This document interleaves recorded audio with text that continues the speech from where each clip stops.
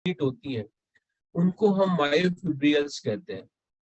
मायोफिब्रियल का मतलब एक तरीके से यूं समझिए, ऐसी वायरिंग जब कोई भी इलेक्ट्रिकल इम्पल्सेस मसल्स को पहुंचेगा, कोई भी मोटार इम्पल्सेस मसल्स को पहुंचेगा कॉन्ट्रैक्शन के लिए, तो जो वर्किंग यूनिट है, यानी कि वायरिंग का एक ऐसा सिस्टम एक तरीके से समझिए जहां जाकर के उस मसल्स को स्टिमुलेट करना है कि आपको कॉन्स्ट्रिक्शन करना है, आपको संकुचन करना है।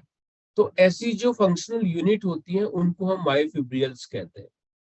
Muscles tissue is responsible for the locomotion and coordination and various types of movement. हमारी बॉडी को मूव करने के लिए, किसी भी प्रकार के लोकोमोशन के लिए, कोई भी कोऑर्डिनेशन के लिए, कोई भी बॉडी पोस्चर यानी हम जो पोजीशन बनाते हैं बॉडी की, इन सब के लिए हमें मसल्स टिश्यू की आवश्यकता पड़ती है। Contraction and relaxation of muscles tissue create movement. There are three types of muscles tissue. Muscles के अंदर जो कॉन्ट्रेक्शन और रिलैक्सेशन होता है उसकी वजह से मूवमेंट जो है वो क्रिएट होता है, और इसी बेस पे मसल्स टिश्यू को थ्री टाइप्स में क्लासिफाई किया गया है: स्केलेटल मसल्स, स्मूथ मसल्स और कार्डियक मसल्स। हिंदी में आप सब बच्चे लोग जो है हिंदी मीडियम से है तो उन्होंने इसको पढ़ा होगा। स्केलेटल मसल्स कंकालीय पेशी कहते हैं, स्मूथ मसल्स को हम चिकनी मांसपेशी कहते हैं, और कार्डियक मसल्स को हम हृदय मांसपेशी कहते हैं। ये आपने हिंदी में पढ़ा हुआ है। So first we will discuss about the skeletal muscles. देखिए, स्केलेटल मसल्स नाम से ही आपको पता लग रहा है, the muscles which are adjoining to the bones of the skeleton.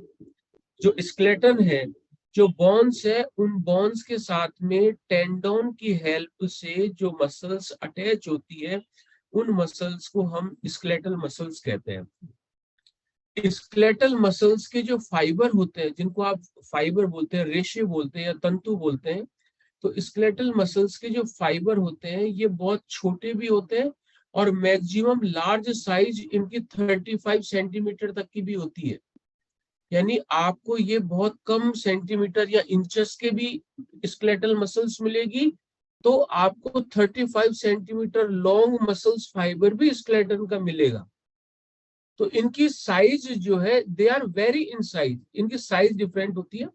Under the microscope यदि हम if we examine the skeletal muscles under the microscope, they are looks like as a striped और स्ट्रेटेड मसल्स। यानी इन muscles को हम stripped muscles भी कहते हैं, स्ट्रेटेड मसल्स भी कहते हैं, और वॉलेंट्री मसल्स भी कहते हैं। बिकॉज जब आप माइक्रोस्कोपिक से एग्जामिनेशन करते हैं इन मसल्स का, तो आपको इन मसल्स के जो न्यूक्लियस हैं या इनके जो फाइबर हैं वो आपको इस तरह से दिखाई देंगे जैसे इनमें रेखाएं पाई जाती हो या इनमें धारियां पाई जाती हो।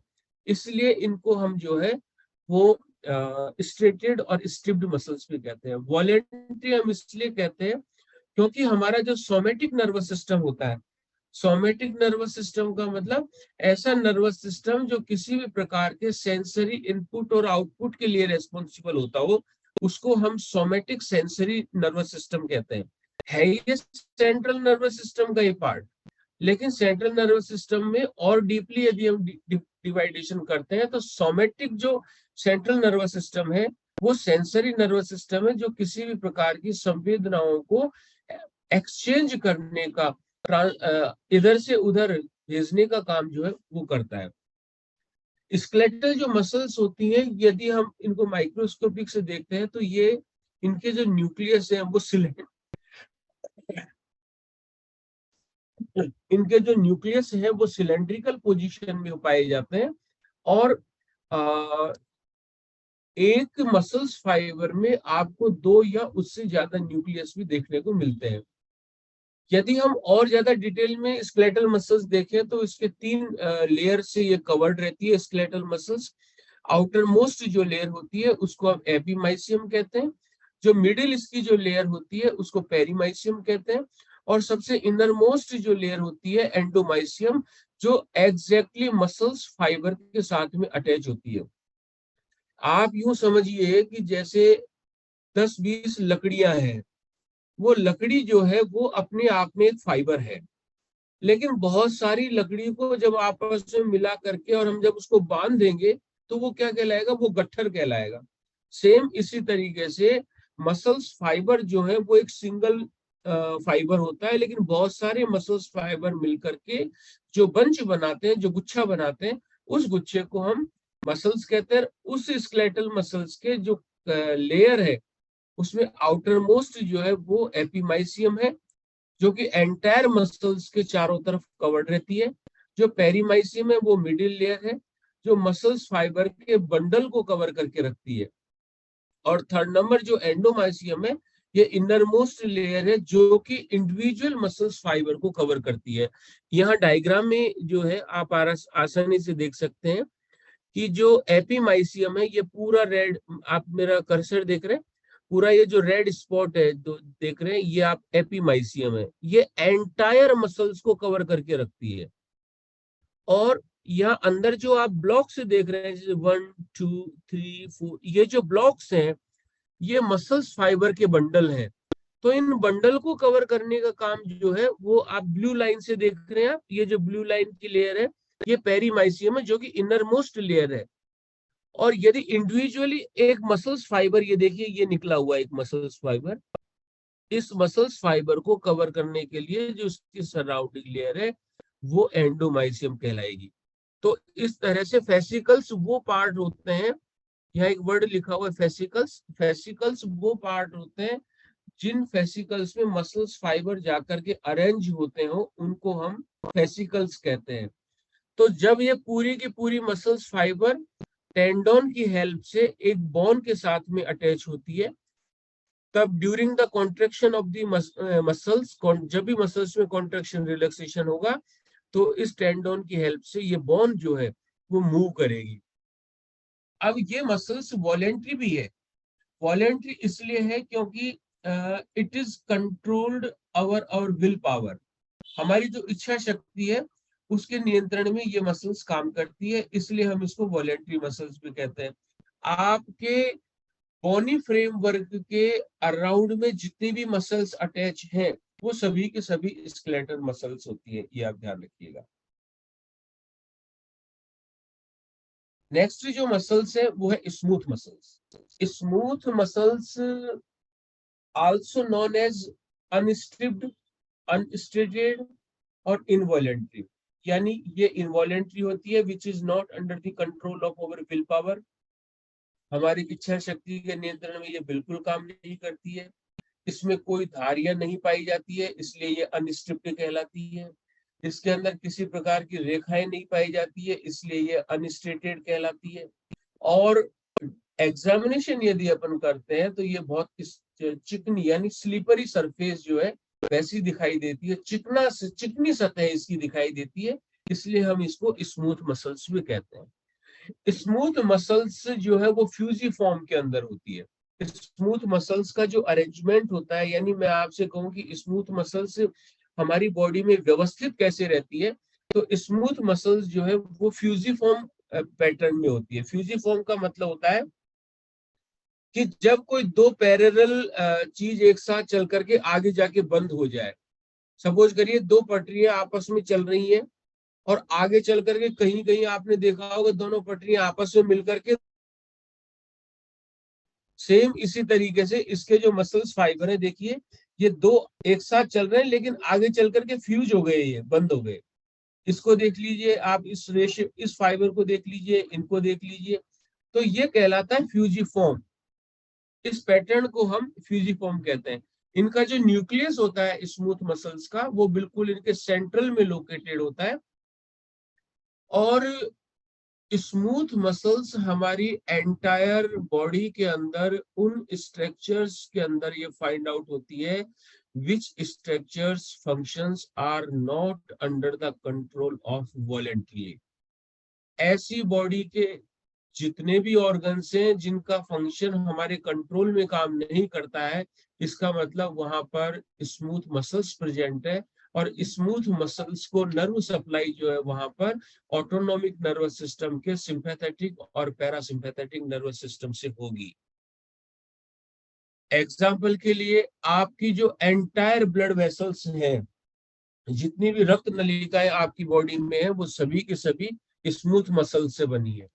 अब स्मूथ मसल से बनी है, मैंने कहा कि जो आपकी बॉडी में जो ब्लड वेसल्स है वो सभी के सभी स्मूथ मसल से बनी है। तो स्मूथ मसल से बनी है और स्मूथ मसल से ही बनी है, दोनों बातों में फर्क है। अकेली स्मूथ मसल्स से नहीं बनी है ब्लड वेसल्स। ब्लड वेसल्स के भी 3 टाइप होते हैं, ब्लड वेसल्स के भी 3 लेयर होती हैं। तो आउटर मोस्ट जो लेयर है वो अलग स्ट्रक्चर से बनी है। मैं सिर्फ ये आपको यहाँ पे ये बता रहा हूँ कि जो स्मूथ मसल्स है वो ब्लड वेसल्स की मिडिल लेयर का फॉर्मेशन करती है। तो जितने भी ब्लड वेसल्स है उनकी मिडिल लेयर का फॉर्मेशन स्मूथ मसल से होगा। तो इसका मतलब the amount, rate, depth, speed, इन सब को ब्लड के इन सब को मेंटेन करने का काम जो है वो स्मूथ मसल से रेगुलेट होता है। यदि ब्लड, कहने का मतलब आपका कितनी तेजी से ब्लड बहेगा, कौन सी ब्लड वेसल्स में कितनी तेजी से ब्लड बहेगा, कितनी अमाउंट में ब्लड बहेगा, इन सब का निर्धारण जो है, इन सब का डिटर्मिनेशन जो है वो स्मूथ मसल से होता है। स्मूथ मसल्स ब्लड वेसल्स में 2 काम करती है, या तो वो वैसो कॉन्स्ट्रिक्शन करेगी या वो वैसो डायलिटेशन करेगी। तो वैसो कॉन्स्ट्रिक्शन होगा तो ब्लड का फ्लो जो है वो डाउन हो जाएगा, और वैसो डायलेशन होगा तो यानी वैसो का मतलब blood vessels, related to blood vessel. Vasodilation का मतलब ब्लड वेसल्स की साइज का इंक्रीज हो जाना, तो ब्लड तेजी से फ्लो होगा। तो ये जो अब या तो वैसो कॉन्स्ट्रिक्शन ही नहीं हो पाता या फिर वैसो डायलेटेशन नहीं हो पाता। क्यों नहीं हो पाता? क्योंकि वैसो कॉन्स्ट्रिक्ट और वैसो डायलेट अपोजिट मैनर में काम करते हैं। इसका मतलब सिंपैथेटिक और पैरासिम्पैथेटिक अपोजिट मैनर में काम करने की वजह से हमारी बॉडी की जो एंटायर ब्लड वेसल्स है उनका डायमीटर हमेशा एक समान बना रहता है। तो ये, अब आप देख लीजिए नेक्स्ट, ब्लड वेसल्स है, एंटायर आपका रेस्पिरेटरी सिस्टम है, आपका डाइजेस्टिव सिस्टम है, फैलोपियन ट्यूब है, और आपके जितने भी ये लीवर है, पेनक्रियाज है, इन सब के अंदर स्मूथ मसल्स प्रेजेंट है।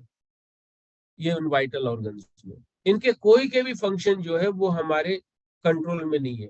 एक बार आपने सॉलोविंग प्रोसेस कंप्लीट कर लिया, यानी एक बार जब आप बाले को निगल लेते हैं तो उसके बाद पूरी की पूरी एंटायर एलिमेंट्री केनाल के अंदर फूड जो है वो आगे फॉरवर्ड मूवमेंट होता रहता है फूड का। क्यों? Because of peristalsis movement, and this peristalsis movement is developed by the smooth muscles into the alimentary canal. Alimentary canal की जो स्मूथ मसल्स है वो पेरिस्टालसिस मूवमेंट। तो क्या पेरिस्टालसिस मूवमेंट हमारे कंट्रोल में है? नो। इसके अलावा इन्फ्लेशन और डिफ्लेशन जो हो रहा है आपके जो लंग्स के अंदर, इन्फ्लेशन डिफ्लेशन ऑटोमेटिक हो रहा है, यानी स्मूथ मसल्स प्रेजेंट है। तो स्मूथ मसल्स इसलिए ये इनवॉलेंट्री भी है कि इसके कोई फंक्शन हमारे उसमें नहीं है। जितनी भी जितनी भी एक्सोक्राइन और एंडोक्राइन ग्लैंड्स हैं, they also contain smooth muscles fibre.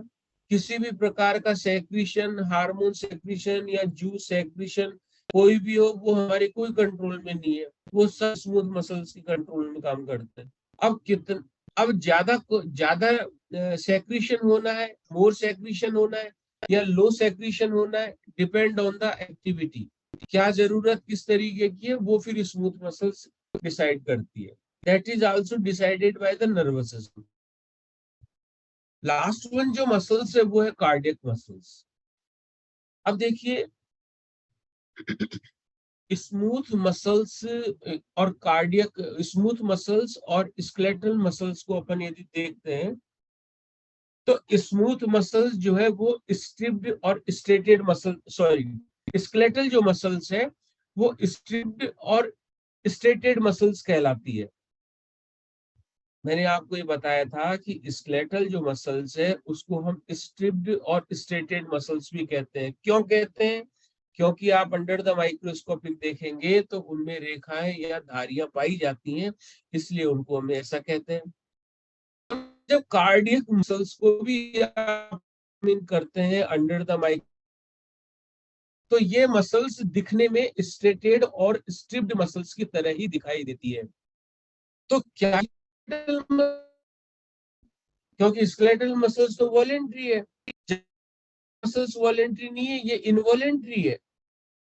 Cardiac muscles की एक्टिविटी भी हमारे कोई कंट्रोल में काम नहीं करती, तो ये इनवॉलेंट्री है, तो क्या ये फिर स्मूथ मसल्स है? ऐसा नहीं है। ऐसा क्यों नहीं है? क्योंकि कार्डियक मसल्स जो है ये हाइब्रिड स्ट्रक्चर होती है स्केलेटल और स्मूथ की।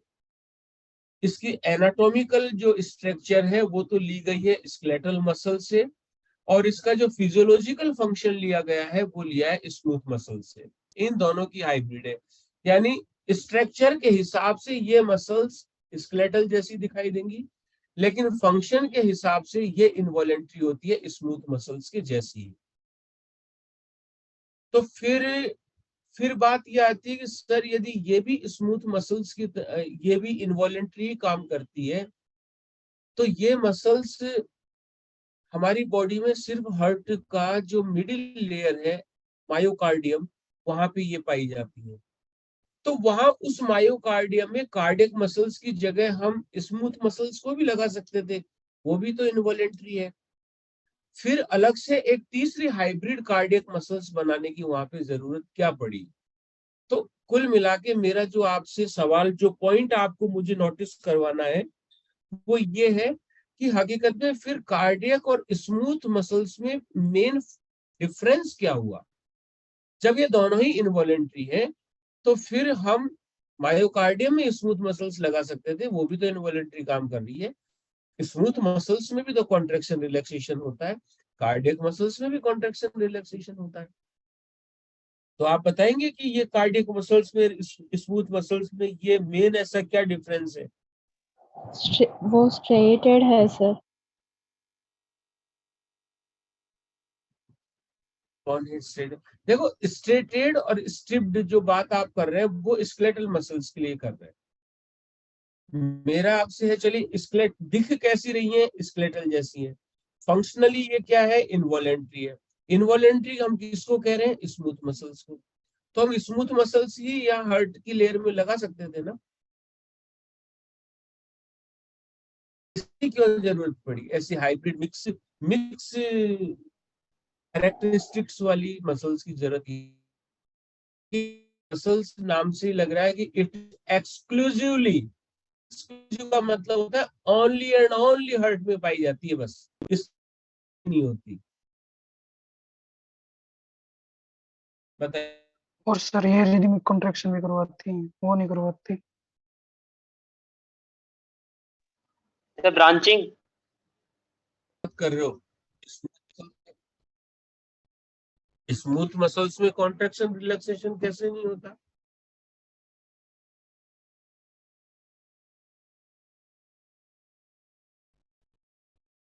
बताओ।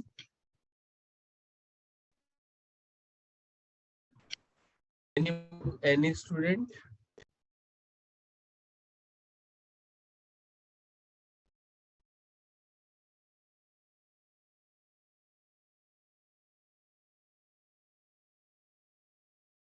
नहीं पता?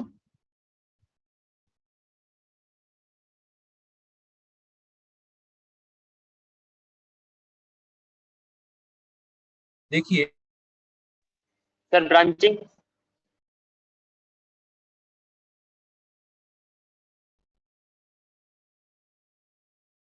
क्या है? आवाज भी नहीं आ रही किसी की। Yes sir. हाँ बताइए।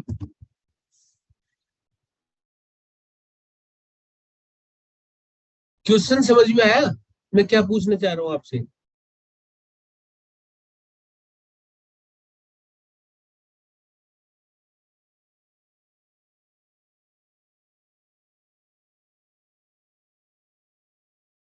कोई है? आवाज ही नहीं आ रही किसी की भी। डिस्कनेक्ट तो नहीं हो गए? नहीं सर। तो आवाज ही नहीं आ रही किसी की भी कि सर आता है कि नहीं आता है। मेरा एक सबसे सिंपल सी बात है, आप एक बार फिर मेरी बात को समझिए। सर ब्रांचिंग से रिलेटेड कुछ है क्या? ब्रांचिंग से रिलेटेड? हाँ, ब्रांचिंग से रिलेटेड है। इसका सबसे लास्ट में जो इसका आंसर है ना, वो इसी स्लाइड में नीचे नीचे लिखा हुआ है। कम्युनिकेशन जंक्शंस और intercalated disc permit cell to contract as a single unit, ये इसका आंसर है। ये आंसर मैं आपको समझाता हूं कि इसका आंसर कैसे है। देखिए, आप जो स्मूथ मसल्स है, इनको nerve supply autonomic nervous system की सिंपैथेटिक और पैरासिम्पैथेटिक नर्व करती है। और कार्डियक मसल्स जो है, ये भी ऑटोनोमिक नर्वस सिस्टम के सिंपैथेटिक और पैरासिम्पैथेटिक से कंट्रोल होता है। कार्डियक मसल्स को भी कंट्रोल जो है वो ऑटोनोमिक नर्वस सिस्टम के सिंपैथेटिक और पैरासिम्पैथेटिक ही करेगी। स्मूथ मसल्स मैंने आपको जैसे ब्लड वेसल्स में बताई, आपको पूरी आपकी जो एलिमेंट्री केनाल है उसमें बताई, जो रेस्पिरेटरी ऑर्गन्स हैं उनके अंदर मैंने स्मूथ मसल्स बताई। तो हम एक एग्जांपल उठाते हैं। ब्लड वेसल्स में, रक्त नलिकाओं में ब्लड के फ्लो को रेगुलेट करने के लिए जो ऑटोनोमिक नर्वस सिस्टम की सिंपैथेटिक और पैरासिम्पैथेटिक न्यूरॉन्स जब ब्लड वेसल्स को सप्लाई देते हैं, नर्व सप्लाई देते हैं।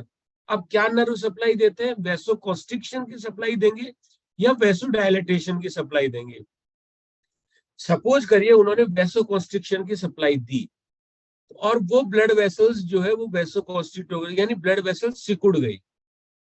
तो एक बताइए कि ब्लड के अंदर जब ब्लड वेसल्स में जो वैसोकॉन्स्ट्रिक्शन को जो नर्व सप्लाई दे रही है, क्या वही नर्व कमांड अपना डाइजेस्टिव की जो एलिमेंट्री केनाल है वहां भी वो वैसोकॉन्स्ट्रिक्शन करवा देगी?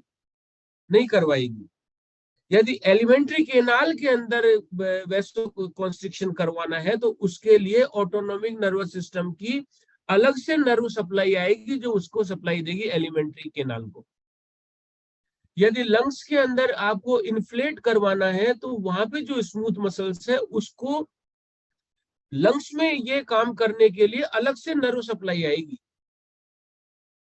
तब जाकर के तीनों जो स्ट्रक्चर है, ब्लड वेसल्स में आपको जो काम करवाना है, एलिमेंट्री केनाल में जो काम करवाना है, या रेस्पिरेटरी सिस्टम में कोई काम करवाना है, वो तीनों कमांड ऑटोनोमिक नर्वस सिस्टम के अलग अलग न्यूरॉन्स अलग अलग टाइम पे उन अलग अलग स्मूथ मसल जो अलग अलग जगहों पे है अलग अलग सप्लाई देगी।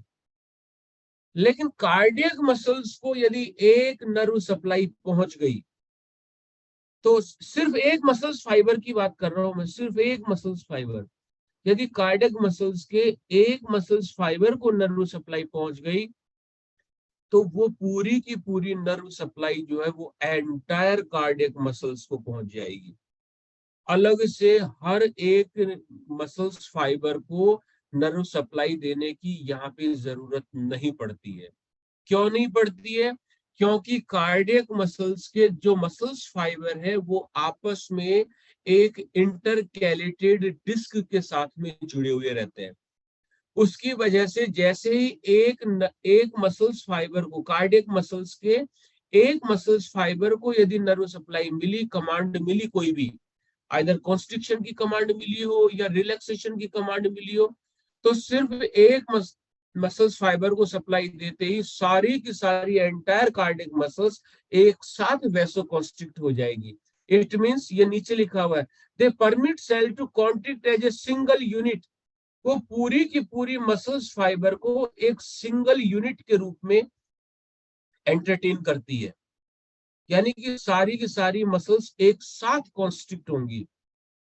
जबकि स्मूथ मसल्स को यदि कॉन्स्ट्रिक्शन करवाना है बॉडी में तो डाइजेस्टिव सिस्टम के लिए अलग से मसल्स जाएगी, नर्व सप्लाई जाएगी। ब्लड वेसल्स की जो स्मूथ मसल्स है उसके लिए अलग नर्व सप्लाई जाएगी। रेस्पिरेटरी सिस्टम की जो स्मूथ मसल्स है उनके लिए अलग नर्व सप्लाई जाएगी। लेकिन यहाँ कार्डियक मसल्स में सिर्फ एक बार आपने मसल्स फाइबर को स्टिमुलेट कर दिया या कॉन्स्ट्रिक्ट कर दिया तो एंटायर जो कंप्लीट जो कार्डियक मसल्स है उन सब के अंदर एक साथ इलेक्ट्रिकल इंपल्सेस पहुंचेंगे और पूरी की पूरी सेल वो एक यूनिट, एक सिंगल यूनिट की तरह, यानी हम सब एक हैं, एक साथ कॉन्स्ट्रिक्शन करेंगे। इसके लिए पावरफुल कॉन्ट्रेक्शन जो है वो जनरेट होते हैं। स्ट्रॉन्ग कॉन्ट्रेक्शन की जरूरत पड़ती है ना हार्ट को कॉन्ट्रैक्ट करने के लिए, क्योंकि उसको ब्लड को पंप करना होता है। ये इनमें सबसे बड़ी जो है एक जो क्वालिटी है कार्डियक मसल्स की, वो मैंने आपको इसमें बताई। अब ये जो एक्टिविटी है, this activity is regulated by the, अब आप ये कहेंगे कि सर हार्ट के अंदर तो इलेक्ट्रिकल सप्लाई को जो है वो कंडक्टिंग सिस्टम ऑफ द के द्वारा रेगुलेट किया जाता है। आप सही कह रहे हैं ये बात। Conducting system of the heart पढ़े हैं कि नहीं आप? SA node, AV node, bundle of branch, right bundle, Purkinje fibre, ये सारे आपने पढ़ रखे हैं ना। तो इलेक्ट्रिक सप्लाई के लिए हार्ट में तो कंडक्टिंग सिस्टम होता है, तो फिर ये नर्व का रोल कहाँ से आ गया बताइए? कोई कुछ कह रहा था? कोई कुछ कह रहा था? सर ये सिचुएशन के बेसिस पे हार्ट बीट को कंट्रोल करेंगी नर्व। हाँ, मैं आपको यही कहना चाह रहा था कि हकीकत में कार्डियक मसल्स को इलेक्ट्रिकल सप्लाई यानी कॉन्ट्रैक्ट करने के लिए जो इलेक्ट्रिकल इंपल्सेस मिलते हैं वो conducting system of the heart से मिलते हैं। हम पढ़ेंगे इसके बारे में जब हमारा कार्डियोवैस्कुलर आएगा तब। लेकिन उस खुद कंडक्टिंग सिस्टम को कंट्रोल किया जाता है ऑटोनोमिक नर्वस सिस्टम के द्वारा। तो आप ये मत समझिए कि ब्रेन ने हार्ट के ऊपर अपना कंट्रोल नहीं रख रखा है। ब्रेन ने कंडक्टिंग सिस्टम को कंट्रोल कर रखा है, कंडक्टिंग सिस्टम ने हार्ट को कंट्रोल कर रखा है। इस तरह से ये वर्ड आप जानती हैं, ऐसे नोड को हम पेस मेकर कहते हैं। पेस मेकर का मतलब the cells which can produce its own electrical impulses, ऐसी सेल्स जो कि अपने खुद के इलेक्ट्रिकल इम्पल्सेस जनरेट करने की, प्रोड्यूस करने की कैपेबिलिटी रखते हैं, वो पेस मेकर कहलाते हैं। मेन जो डिफरेंस है स्केलेटल, स्मूथ और कार्डियक मसल्स में, वो देखिए स्केलेटल मसल्स में स्ट्रेशन यानी स्ट्रेटेड प्रेजेंट होते हैं, स्मूथ में एब्सेंट होते हैं, कार्डियक मसल्स में प्रेजेंट होते हैं। स्केलेटल मसल्स वॉलेंट्री है, स्मूथ मसल्स इनवॉलेंट्री है, कार्डियक मसल्स इनवॉलेंट्री है। Skeletal muscles multinucleated cell है, smooth muscles uninucleated cells है, cardiac muscles uninucleated cells है। फाइबर जो है स्केलेटल मसल्स के वो सिलेंड्रिकल और अनब्रांच्ड फॉर्म में होते हैं, स्मूथ मसल्स के फाइबर स्पिंडल शेप में होते हैं, और कार्डियक मसल्स के फाइबर स्पिंडल भी, सिलेंड्रिकल भी होते हैं, ब्रांच्ड भी होते हैं, और इंटरकैलेटेड डिस्क जो है वो इनके अंदर पाई जाती है। इस तरह से हमारी जो मसल्स है के टाइप्स कंप्लीट हुए। और अभी हम जो हमारा नेक्स्ट टॉपिक है,